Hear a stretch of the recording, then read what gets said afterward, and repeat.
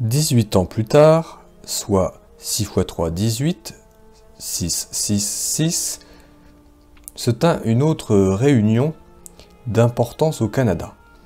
Le groupe des 666 se réunit encore une fois à Toronto à la fin de juin 1985. Mais cette fois-ci afin de finaliser les dernières étapes devant déboucher et sur la chute des nations et sur la prise du pouvoir international par les Nations Unies.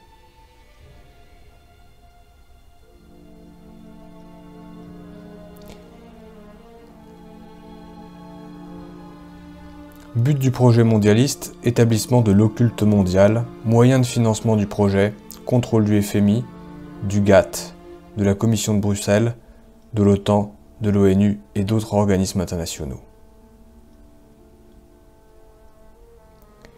Les dernières 18 années furent très profitables pour l'avancement de nos projets mondiaux. Je peux vous dire, frères, que nous touchons maintenant presque au but. La chute des États-nations n'est plus qu'une question de temps assez court, dois-je vous avouer en toute confiance. Grâce à nos agents d'infiltration et à nos moyens financiers colossaux, des progrès sans précédent ont maintenant été accomplis dans tous les domaines de la science et de la technologie, dont nous contrôlons financièrement les plus grandes corporations. Depuis les réunions secrètes avec M. de Rothschild dans les années 56, et qui avaient pour but de mettre au point le développement et l'implantation mondiale des ordinateurs, il nous est maintenant possible d'entrevoir la mise en place d'un genre d'autoroute internationale où toutes ces machines seraient reliées entre elles. Car comme vous le savez déjà, le contrôle direct et individuel des populations de la planète serait à tout le moins totalement impossible sans l'usage des ordinateurs et leur rattachement électronique les uns par rapport aux autres en un vaste réseau mondial. Ces machines d'ailleurs ont l'avantage de pouvoir remplacer des millions d'individus. De plus, elles ne possèdent ni conscience ni morale aucune, ce qui est indispensable pour la réussite d'un projet comme le nôtre. Surtout, ces machines accomplissent sans discuter tout ce qui leur est dicté. Elles sont des esclaves parfaits dont ont tant rêvé nos prédécesseurs, mais sans qu'ils aient été à même de se douter qu'un jour, il nous serait possible d'accomplir un tel prodige. Ces machines, sans patrie, sans couleur, sans religion, sans appartenance politique, sont l'ultime accomplissement et l'outil de notre nouvel ordre mondial. Elles en sont la pierre angulaire. L'organisation de ces machines en un vaste réseau mondial dont nous contrôlerons les leviers supérieurs nous servira à immobiliser les populations. Comment ? Comme vous le savez, la structure de base de notre nouvel ordre mondial est composée dans son essence d'une multitude de réseaux divers, couvrant chacun toutes les sphères de l'activité humaine sur toute l'étendue de la planète. Jusqu'à ce jour, tous ces réseaux étaient liés entre eux par une base idéologique commune, celle de l'homme, comme étant le centre et l'ultime accomplissement de l'univers. Ainsi, grâce à tous ces réseaux unis par le lien de la nouvelle religion de l'homme pour l'homme, nous avons pu facilement infiltrer tous les secteurs humains dans tous les pays occidentaux et en modifier la base judéo-chrétienne. Le résultat est qu'aujourd'hui, cet homme, qu'il fasse partie du politique, de l'économique, du social, de l'éducation, du scientifique ou du religieux, a déjà, depuis notre dernière réunion de fin juin 67, abandonné son héritage passé pour le remplacer par notre idéal d'une religion mondiale basée uniquement sur l'homme. Coupé ainsi qu'il est dorénavant de ses racines historiques, cet homme n'attend plus en définitive que lui soit proposée une nouvelle idéologie. Celle-ci, bien entendu, est la nôtre, celle du village communautaire global, dont il sera le centre. Et c'est précisément ce que nous lui apporterons en l'encourageant à faire partie, corps et âme, de ce réseau électronique mondial, où les frontières des États-nations auront été à tout jamais abolies, anéanties jusqu'à leurs racines les plus profondes. Pendant que cet homme égaré sera absorbé par son enthousiasme aveugle à faire partie de sa nouvelle communauté mondiale en faisant partie de ce vaste réseau d'ordinateurs pour notre compte, nous verrons à partir des leviers supérieurs qui lui seront cachés à le ficher, à l'identifier, à le comptabiliser et à le rentabiliser selon notre propre objectif. Car, à l'intérieur de cette nouvelle société globale, aucun individu ayant un potentiel de rentabilité pour nous ne pourra nous échapper. L'apport constant de la technologie électronique devra nous assurer de tous les moyens pour ficher, identifier et contrôler tous les individus des populations de l'Occident. Quant à ceux qui ne représenteront aucune rentabilité exploitable par nous, nous verrons à ce qu'ils s'éliminent d'eux-mêmes à travers toutes les guerres intestines locales que nous aurons pris soin de faire éclater ici et là en nous ayant servi et de la chute de l'économie des États-nations et des oppositions et des revendications des divers groupes composant ces mêmes États. Voici donc la manière détaillée par laquelle nous procéderons d'ici 1998 pour paver la route à la naissance de notre gouvernement mondial. Premier point, décupler la société des loisirs qui nous a été si profitable à date, en nous servant de l'invention du vidéo que nous avons financé et des jeux qui lui sont rattachés. Finissons de pervertir la morale de la jeunesse, offrons-lui la possibilité de satisfaire maintenant tous ses instincts. Un être possédé par ses sens et esclave de ceux-ci, nous le savons, n'a ni idéal ni force intérieure pour défendre quoi que ce soit. Il est un individualiste par nature et représente un candidat parfait que nous pouvons modeler aisément selon nos désirs et nos priorités. D'ailleurs, rappelez-vous avec quelle facilité nos prédécesseurs ont pu orienter toute la jeunesse allemande au début du siècle en se servant du désabusement de cette dernière. Deuxième point, encourager la contestation étudiante pour toutes les causes rattachées à l'écologie. La protection obligatoire de cette dernière sera un atout majeur le jour où nous aurons poussé les États-nations à échanger leur dette intérieure contre la perte de 33% de tout leur territoire demeuré à l'état sauvage. Comblons le vide intérieur de cette jeunesse en l'initiant dès son tout jeune âge à l'univers des ordinateurs. Utilisons pour cela son système d'éducation, un esclave au service d'un autre esclave que nous contrôlons. C'était le point 3. Point 4. Sur un autre plan, établissons le libre-échange international comme étant une priorité absolue pour la survie économique des États-nations. Cette nouvelle conception économique nous aidera à accélérer le déclin des nationalistes de toutes les nations, à les isoler en factions diverses et au moment voulu à les opposer farouchement les uns aux autres dans des guerres intestines qui achèveront de ruiner ces nations. Point 5. Pour nous assurer à tout prix de la réussite d'une telle entreprise, faisons en sorte que nos agents déjà infiltrés dans les ministères des Affaires intergouvernementales et de l'immigration des États-nations fassent modifier en profondeur les lois de ces ministères. Ces modifications viseront essentiellement à ouvrir les portes des pays occidentaux à une immigration de plus en plus massive à l'intérieur de leurs frontières. Immigration que nous aurons d'ailleurs provoquée, en ayant pris soin de faire éclater ici et là de nouveaux conflits locaux. Également, utilisons des campagnes de presse bien orchestrées dans l'opinion publique des États-nations ciblées.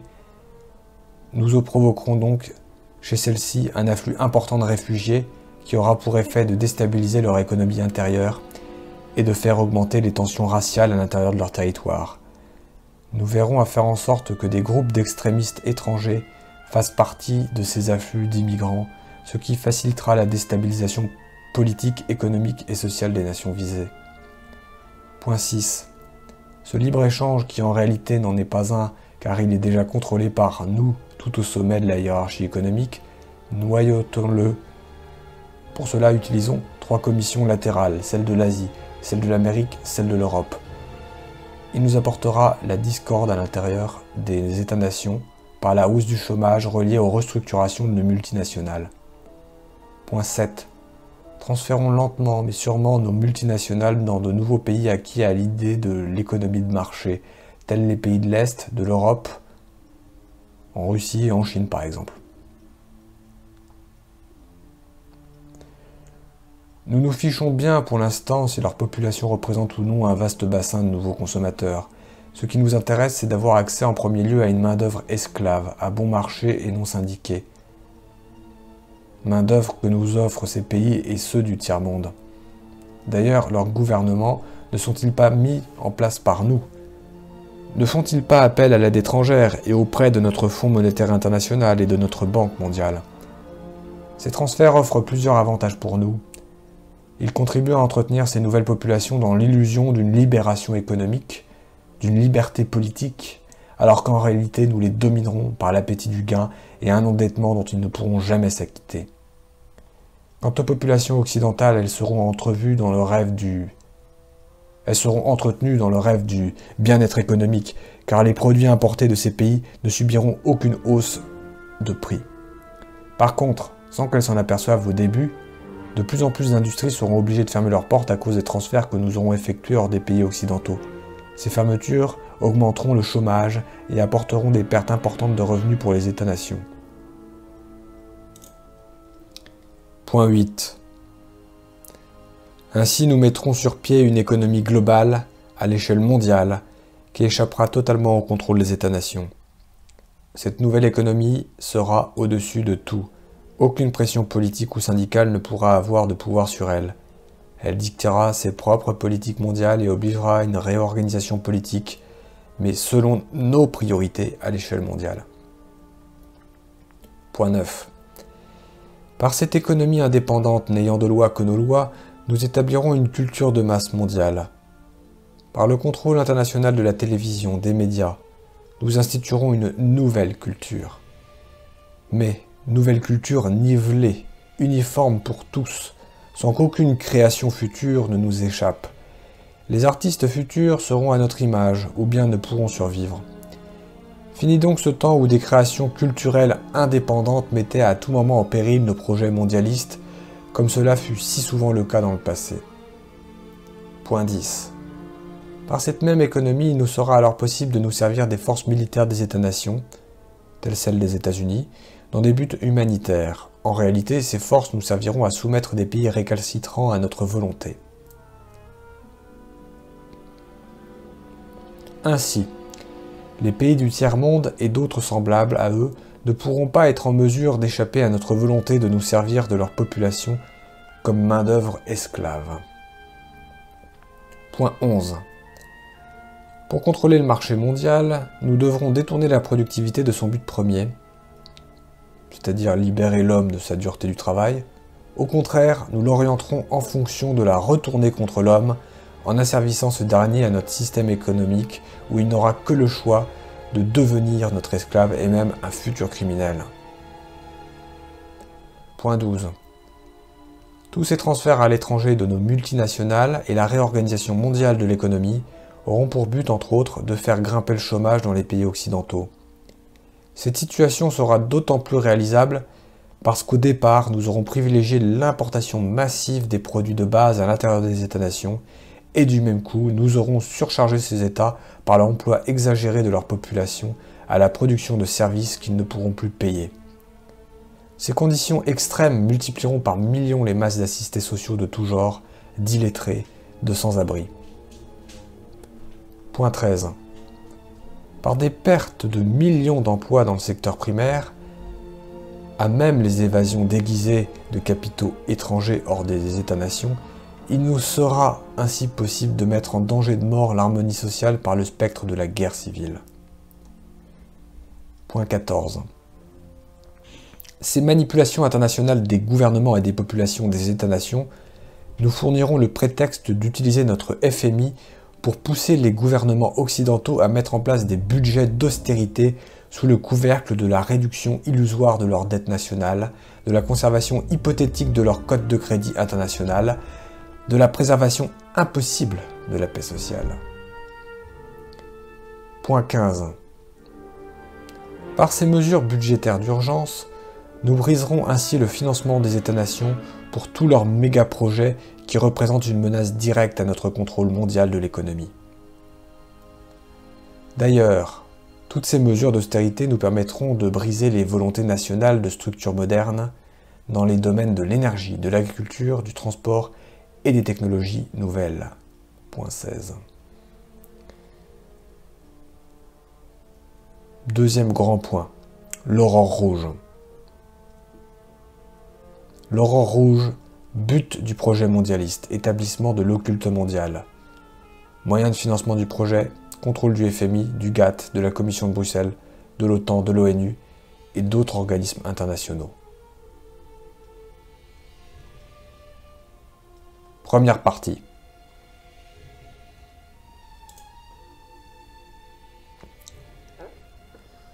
Point 17. Ces mêmes mesures nous offriront l'occasion rêvée d'instaurer notre idéologie de la compétition économique. Celle-ci se traduira à l'intérieur des États-nations par la réduction volontaire des salaires, les départs volontaires avec remise de médailles pour service rendu, ce qui nous ouvrira les portes à l'instauration partout de notre technologie de contrôle. Dans cette perspective, tous ces départs seront remplacés par des ordinateurs à notre service. Point 18. Ces transformations sociales nous aideront à changer en profondeur la main-d'œuvre policière et militaire des États-nations. Sous le prétexte des nécessités du moment et sans éveiller de soupçons, nous nous débarrasserons une fois pour toutes de tous les individus ayant une conscience judéo-chrétienne. Cette restructuration des corps policiers et militaires nous permettra de limoger sans contestation le personnel âgé, de même que tous les éléments ne véhiculant pas nos principes mondialistes. Ceux-ci seront remplacés par de jeunes recrues, dépourvus de conscience et de morale, et déjà tout entraînés et favorables à l'usage inconsidéré de notre technologie de réseau électronique. Point 19. Dans un même temps, et toujours sous le prétexte de coupures budgétaires, nous veillerons au transfert des bases militaires des États-nations vers l'Organisation des Nations Unies. Point 20. Dans cette perspective, nous travaillerons à la réorganisation du mandat international des Nations Unies. De force de paix sans pouvoir décisionnel, nous l'amènerons à devenir une force d'intervention où seront fondues en un tout homogène les forces militaires des États-nations. Ceci nous permettra d'effectuer sans combat la démilitarisation de tous ces États de manière à ce qu'aucun d'entre eux dans l'avenir ne soit suffisamment puissant, indépendant, pour remettre en question notre pouvoir mondial. Point 21.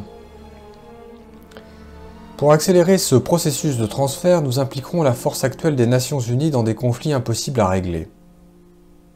De cette manière, et avec l'aide des médias que nous contrôlons, nous montrerons aux populations l'impuissance et l'inutilité de cette force dans sa forme actuelle. La frustration aidant, et poussée à son paroxysme au moment voulu, poussera les populations des États-nations à supplier les instances internationales de former une telle force multinationale au plus tôt afin de protéger à tout prix la paix. Point 22. L'apparition prochaine de cette volonté mondiale d'une force militaire multinationale ira de pair avec l'instauration à l'intérieur des États-nations d'une force d'intervention multijuridictionnelle. Cette combinaison des effectifs policiers et militaires, créée à même le prétexte de l'augmentation de l'instabilité politique et sociale grandissante à l'intérieur de ces États, croulant sous le fardeau des problèmes économiques, nous permettra de mieux contrôler les populations occidentales. Ici, l'utilisation à outrance de l'identification et du fichage électronique des individus nous fournira une surveillance complète de toutes les populations visées. Point 23. Cette réorganisation policière et militaire intérieure et extérieure des États-nations permettra de faire converger le tout vers l'obligation de la mise en place d'un centre mondial judiciaire. Ce centre permettra aux différents corps policiers des États-nations d'avoir rapidement accès à des banques de données sur tous les individus potentiellement dangereux pour nous sur la planète. L'image d'une meilleure efficacité judiciaire et les liens de plus en plus étroits créés et entretenus avec le militaire nous aideront à mettre en valeur la nécessité d'un tribunal international doublé d'un système judiciaire mondial, l'un pour les affaires civiles, les criminels, individuels, et l'autre pour les nations. Point 24. Au cours de la croissance acceptée par tous de ces nouvelles nécessités, il sera impérieux pour nous de compléter au plus tôt le contrôle mondial des armes à feu à l'intérieur des territoires des États-nations. Pour ce faire, nous accélérerons le plan Alpha, mis en œuvre au cours des années 60 par certains de nos prédécesseurs. Ce plan, à l'origine, visait deux objectifs qui sont demeurés les mêmes encore aujourd'hui. À savoir, par l'intervention de tireurs fous, créer un climat d'insécurité dans les populations pour amener à un contrôle plus serré des armes à feu. Orienter les actes de violence de manière à en faire porter la responsabilité par des extrémistes religieux ou des personnes affiliées à des allégeances religieuses de tendance traditionnelle, ou encore des personnes prétendant avoir des communications privilégiées avec Dieu. Aujourd'hui, afin d'accélérer ce contrôle des armes à feu, nous pourrons utiliser la chute des conditions économiques des États-nations, qui entraînera avec elle une déstabilisation complète du social, donc l'augmentation de la violence. Je n'ai pas besoin de vous rappeler, ni de vous démontrer, frères, les fondements de ce contrôle les armes à feu. Sans celui-ci, il deviendrait presque impossible pour nous de mettre à genoux les populations des États visés. Rappelez-vous avec quel succès nos prédécesseurs ont pu contrôler l'Allemagne de 1930 avec les nouvelles lois mises en application à l'époque. Lois d'ailleurs sur lesquelles sont fondées les lois actuelles des États-nations pour ce même contrôle. Point 25.